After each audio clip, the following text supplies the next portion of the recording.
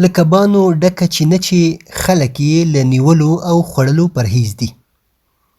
چینه د همدې کلي له پورې هدیرې سرچینه اخلي.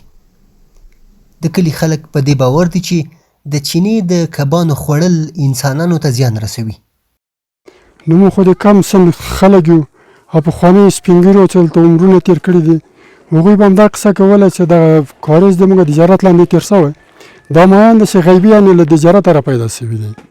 دا نو څوک خوړلی نه شي او نیولی نه شي. که چا اخیستي خوړلي دي یا نیولي دي، هغه ته ضرر رسېدلی خامخا.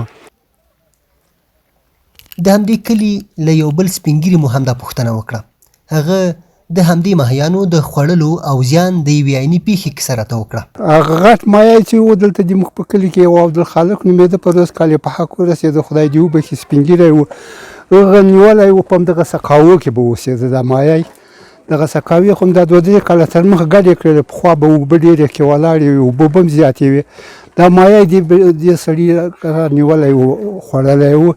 بیا یې خوله و، دغه ځان یې، دغه غاړه یې، دا ټول خوړین سوه. بیا چا ورته ویلي، کوم ملا ورته ویلي چې هغه ماهی دې خوړلی، دغه د خپله قصه ورته کړې وه. بیا نو د هغه په خاطر باندې اوس خو غرض نه ورته کوي.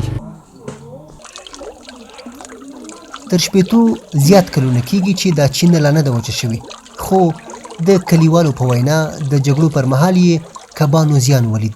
سیلاوونه راغله، دا کاریز به یې بند کړ، خړې به کې ورغې، د مایان ډېر هغه ضایع کړه. او کوم وخت چې دا د شورویانو وخت دلته انقلاب یو څه دوا یې ور واچوله، په هغه باندې یې مړه کړه. دا چینه که څه هم پخوانۍ ده، خو اوس په اساسي ډول تر جوړېدو وروسته کلیوال ترې د څښاک ترڅنګ د ځمکو خړوبولو لپاره هم ګټه اخلي.